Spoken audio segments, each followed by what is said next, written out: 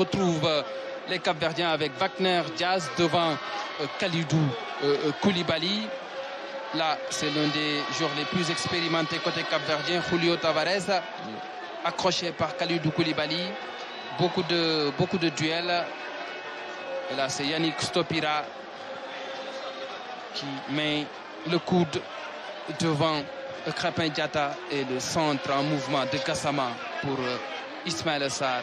Le contrôle, la feinte, l'enroulé qui passe à quelques centimètres. Ouais, un ballon qui aurait pu trouver meilleur sort. Mais malheureusement, c'est le cadre qui se dérobe. Et ça aurait pu faire but en première période. Et là, on voit que les joueurs sénégalais ont mis beaucoup de pressing. Là, c'est une talonnade de Abdou Diallo. Abdou Diallo accroché sur ce coup-là par Edilson Sanchez. Là, les Sénégalais bénéficient d'un coup franc bien placé. Et c'est Idrissa Gana Gueye qui le met au fond des filets, nettoyant la lucarne de Sixtine Joachim Mola. Le premier but des Sénégalais. Très beau but, on ne cessera de le dire. C'est du grand art. C'est vraiment du grand art.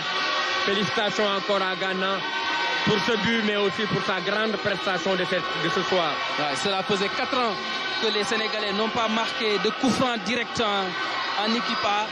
Et c'est Idrissa Gana Gueye qui met fin à cette disette, on va le dire comme ça, de 4 ans. Là, c'est un tacle appuyé sur Ismaïla Sarr, mais Mamoussa Cissé a eu un doute après le ralenti. Ouais, sur avec un autre le dernier ralenti, je pense que l'arbitre a bien jugé. Ah, mais par cette contre, fois-ci, il n'y a pas de doute. L'arbitre a été faussé dans la surface. La faute de Edilson Alberto Sanchez sur Ismaïla Sarr et le penalty est transformé par Sadio Mané qui marque son 23e but en sélection. Il égale Mamadou Niang et fonce tout droit vers le record de 29 buts détenu par Henri Camara. Certains parlent de 31 buts pour Henri Camara, mais c'est plus 29 buts. Ouais, Sadio qui marque encore un deuxième penalty sur 2 matchs. Ça va renforcer sa confiance à ce niveau-là. Ça va lui montrer qu'il doit prendre ses responsabilités. Il arrivera d'autres moments où peut-être il les ratera, mais il faudrait qu'il prenne sa responsabilité.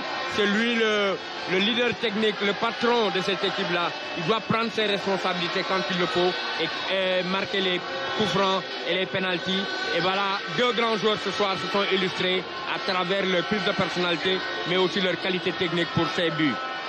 Les Lions qui terminent en beauté cette saison avec ces 2 victoires. Ils font le tour du stade pour aller remercier le public qui a répondu présent.